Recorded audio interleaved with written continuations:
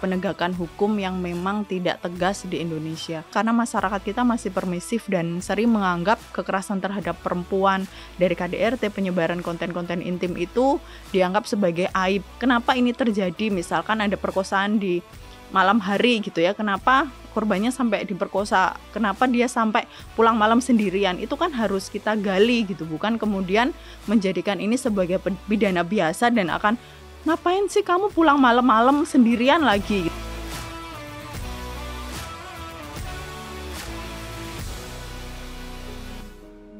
Halo Smart Viewers, selamat datang di Good Talk xopini.id di Binus TV sebagai digital content creator kampus pertama di Indonesia.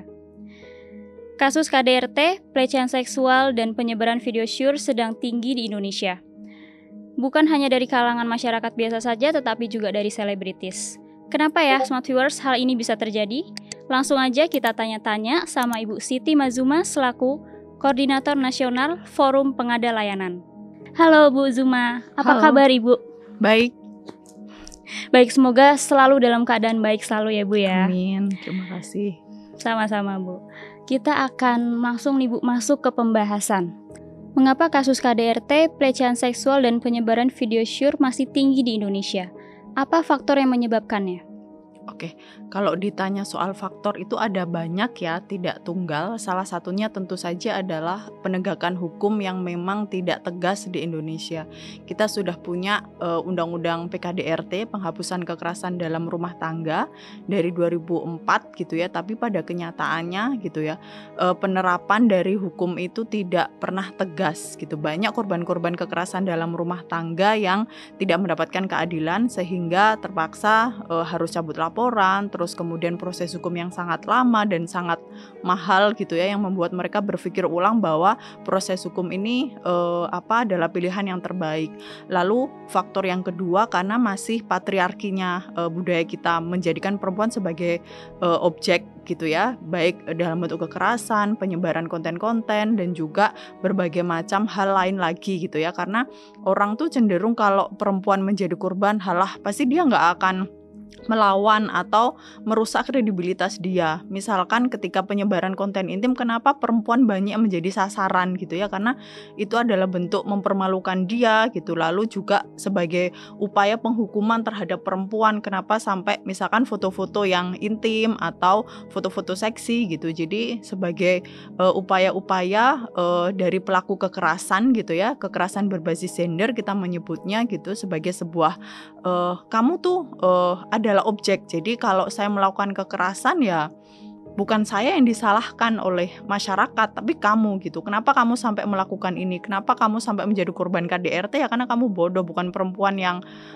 baik gitu ya, atau ada alasan-alasan lain lagi. Dan faktor yang ketiga mungkin juga salah satunya karena masyarakat kita masih permisif dan sering menganggap kekerasan terhadap perempuan dari KDRT, penyebaran konten-konten intim itu dianggap sebagai aib gitu kan. Jadi kayak ya lagi-lagi menyalahkan perempuan juga gitu ya sebagai sebuah faktor gitu ya kenapa hal itu terjadi, bukan kemudian menyalahkan pelakunya gitu. Pelaku melakukan hal kayak gitu ya karena kejahatan yang dia lakukan gitu. Kalaupun korban-korban atau perempuan yang menjadi korban KDRT ketika dia sudah melakukan upaya menjaga rumah tangga dengan baik, tapi kalau pelaku kekerasan ingin menunjukkan kuasanya bahwa dia bisa melakukan itu, ya itu sangat bisa dia lakukan gitu. Jadi faktornya ada banyak sekali gitu ya, nggak hanya tunggal, karena biasanya juga kekerasan yang menimpa pada perempuan itu tidak hanya satu jenis, misalnya kekerasan fisik gitu ya, tapi juga kadang dibarengi dengan kekerasan seksual, eksploitasi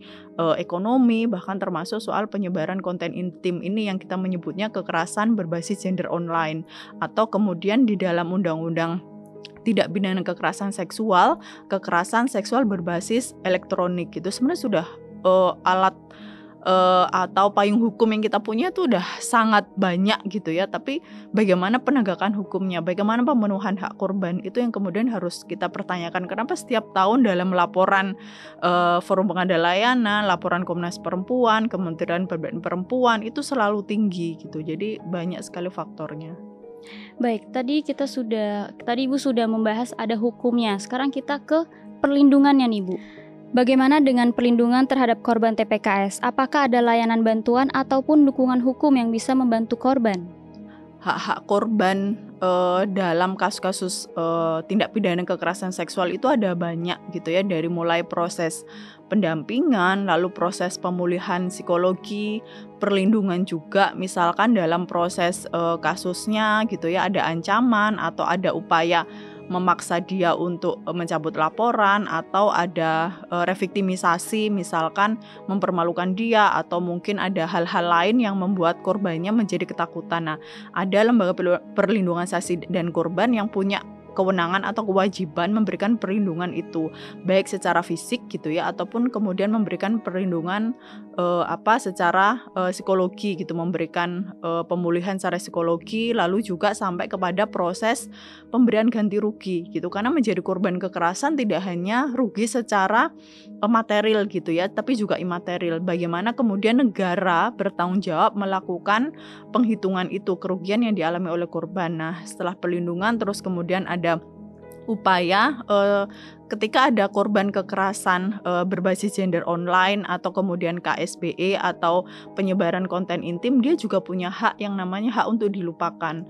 Jadi kan konten-konten intim itu kita menganggap bahwa itu abadi gitu ya, jejak digital kita menyebutnya. Nah, dalam korban kekerasan seksual berbasis elektronik atau TPKS ini, dia punya hak supaya akun-akun atau link-link atau berita berkaitan dengan dirinya soal penyebaran konten itu dihapus gitu. Jadi itu hak-hak korban yang lain. Dan apakah kemudian hak korban bisa dipenuhi gitu? Tentu saja hukum di Indonesia, keadilan yang harus diberikan pada korban tuh nggak jatuh dari langit begitu aja.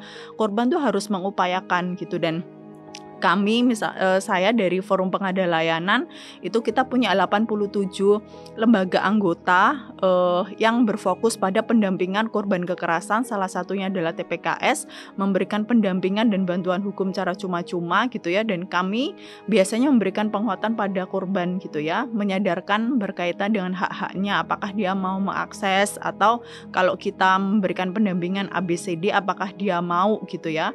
Nah, karena tidak semua korban kemudian ingin proses hukum. Nah, sementara kan dalam undang-undang tindak pidana kekerasan seksual, kita baru bisa memenuhi hak korban ketika dia lapor polisi. Sementara kan tidak semua korban tindak pidana kekerasan seksual itu mau lapor.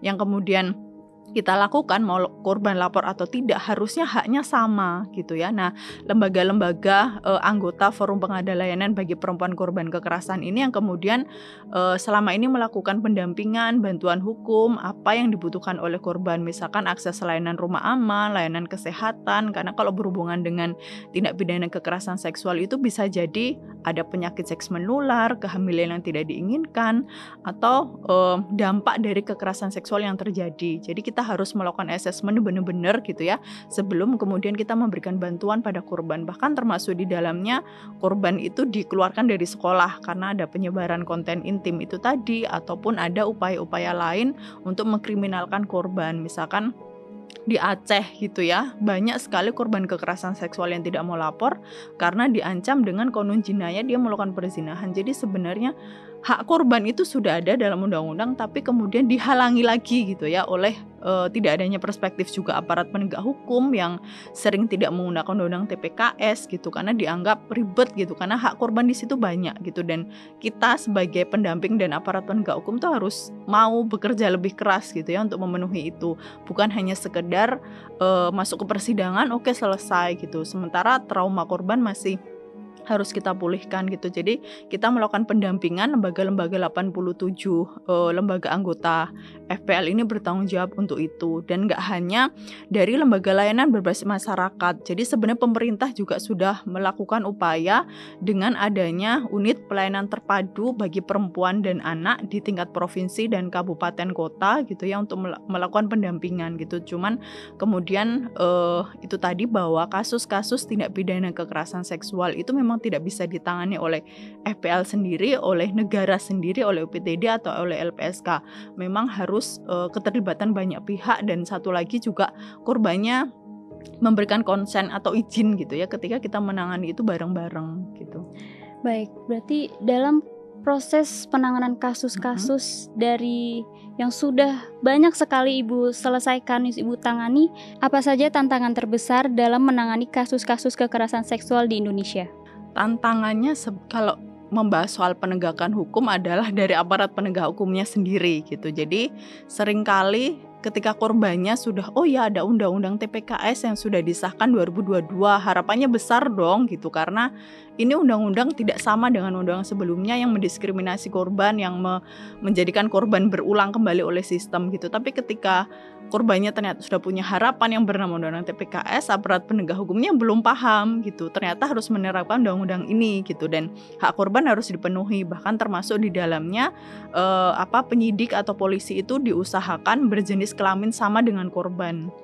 Soal perspektif, nggak boleh menyalahkan korban gitu kan, dan hal-hal lain yang harus dipenuhi oleh aparat penegak hukum dan kami sebagai pendamping gitu. Jadi tantangannya itu tadi soal perspektif aparat penegak hukum di kepolisian, kejaksaan juga, dan juga di pengadilan bagaimana hakim untuk memutus atau menyidangkan sebuah perkara gitu. Nah, makanya ketika ada upaya dari kepolisian, Mabes Polri gitu ya, mau membentuk direktorat unit pelayanan terpadu untuk perempuan dan anak dan tindak pidana perdagangan orang, saya sangat senang sekali gitu ya. Itu kan artinya nanti kepolisian akan punya direktorat yang sangat besar di mana kasus perempuan gitu ya, perempuan korban kekerasan berbasis gender kemudian akan ditangani oleh direktorat itu gitu, yang bisa jadi penyidiknya bisa punya perspektif yang lebih baik gitu, bukan hanya penyidik yang biasa nangani kasus narkoba lalu lintas yang nggak punya perspektifnya. Nangani kasus perempuan dan anak itu beda gitu, beda dengan kasus pencurian, pembunuhan gitu.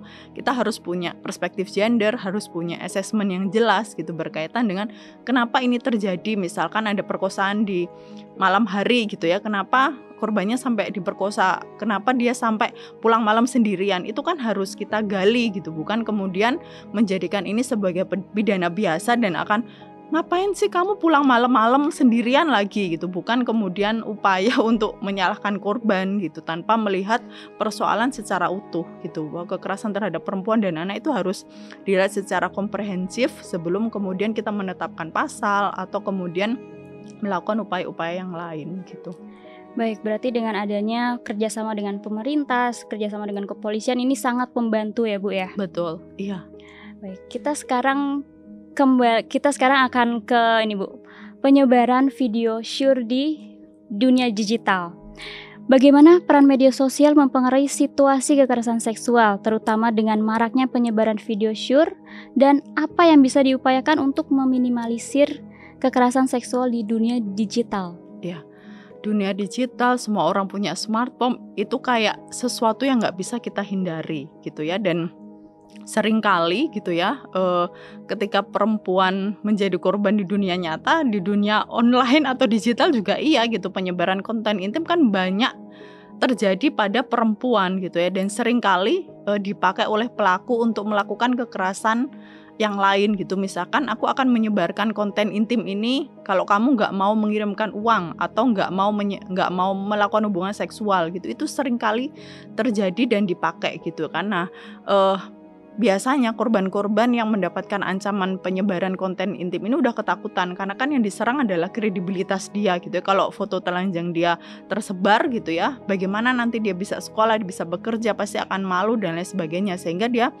nurut gitu ya, memberikan uang pada pelaku atau melakukan hubungan seksual atau balik pacaran lagi gitu. Nah, hal-hal itu harus kita stop gitu. Jadi kita harus mulai berani memutus gitu ya, ada ancaman-ancaman penyebaran konten intim ini. Walaupun memang tidak mudah gitu ya, proses ketika korban-korban penyebaran konten digital ini kemudian ingin meminta pendampingan gitu ya, banyak yang tidak mau proses hukum karena dihadapkan pada situasi dia diancam dengan undang-undang ITE gitu. Walaupun di satu sisi, walaupun dalam undang-undang tindak pidana kekerasan seksual dia adalah korban, tapi ada ancaman lagi, undang-undang pornografi dan juga undang-undang ITE. Itu yang kerap kali membuat korban tuh menjadi takut gitu ya. Nanti kalau aku malah dihukum gimana, padahal kan aku korban penyebaran konten gitu kan. Nah, itu yang harus kita yakinkan pada korban, dan biasanya upaya-upaya itu kita berikan opsi lah pada korban, kamu maunya gimana, apakah mau di take down kontennya atau mau lapor polisi. Nah biasanya kalau memilih jalur take down atau kita menyebutnya non litigasi atau jalur di luar hukum, ya kita upayakan melakukan somasi atau kemudian memberikan permintaan take down kepada pemilik platform gitu, entah media sosial atau di WhatsApp atau pesan-pesan pribadi begitu. Itu ya upaya yang bisa kita lakukan. Lalu juga ketegasan dari pemerintah ya, karena kalau kita lihat misalnya di X atau di media sosial gitu ya, tiap hari maksudnya ada lagi tagar apa atau kita pengen ngikuti ada berita apa nih gitu kan. Tapi yang kemudian muncul adalah akun-akun itu kan yang memperjualbelikan foto-foto telanjang perempuan gitu, yang bisa jadi itu dikendalikan oleh bukan si korbannya gitu.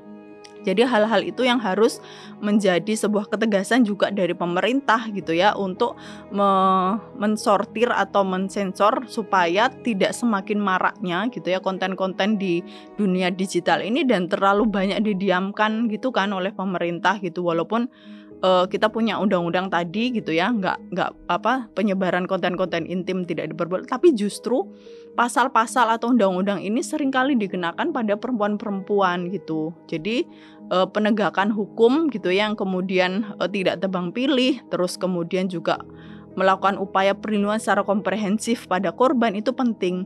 Mungkin masih ingat dulu kasus seorang ibu yang kemudian melakukan pelecehan seksual pada anak kecil. Itu sempat itu viral di media sosial. Kalau kita melihat, wah ibunya jahat gitu, tapi ketika kasus itu sekarang ditangani Polda Metro Jaya, dan apa yang kemudian terjadi, dia adalah korban eksploitasi dari pelaku kekerasan. Jadi dia harus melakukan kegiatan seksual itu dengan anaknya, kemudian kalau tidak melakukan itu dia akan diancam gitulah sama si pelaku yang nyuruh dia itu gitu. Kalau kita melihat, oh ibunya jahat banget melakukan itu gitu, tapi kalau kita melihat persoalan itu lebih jauh lagi, bahwa si ibu ini juga korban gitu, korban dari pelaku yang memaksa dia untuk melakukan itu gitu.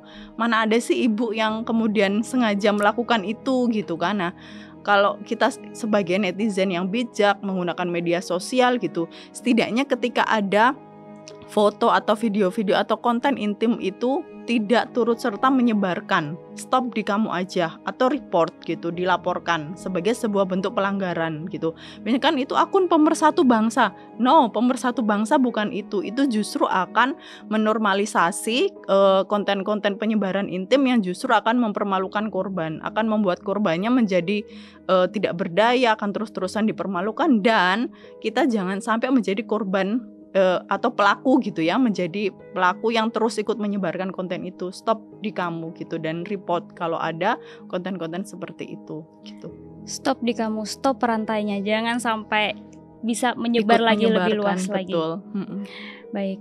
Lalu Bu, kemudian apa saja upaya preventif yang efektif untuk mencegah terjadinya kekerasan seksual, terutama di kalangan remaja? Kalau ditanya bagaimana caranya, nggak ada. Karena kita nggak pernah tahu siapa yang kemudian menjadi pelaku kekerasan. Siapapun berpotensi jadi korban, siapapun berpotensi jadi pelaku gitu. Dan itu yang harus kita sadari gitu, yang bisa kita lakukan dan upayakan atau mitigasi gitu ya, supaya tidak menjadi korban adalah melakukan upaya penyadaran pada diri kita. Kenali jenis-jenis kekerasan, kenali hal-hal yang termasuk di dalamnya adalah kekerasan seksual, supaya kita bisa menghindari itu, atau kita bisa menyetop itu, atau kita tahu bahwa itu terjadi gitu ya. Misalkan ketika di catcalling sebelum ada undang-undang TPKS, kita nganggap oh di sweet-sweetin itu hal yang biasa gitu ya. Tapi dalam undang-undang TPKS sekarang itu nggak boleh, bahwa itu adalah tindak pidana gitu. Nah, kesadaran itu yang harus kita bangun sebagai sebuah budaya baru gitu ya, sebagai sebuah pengetahuan, pemahaman, dan keberanian kita untuk lapor ketika ada kasus-kasus itu terjadi. Bahkan mungkin tidak hanya kepada kawan kita, saudara kita gitu, kepada teman-teman kita, sama siapapun gitu.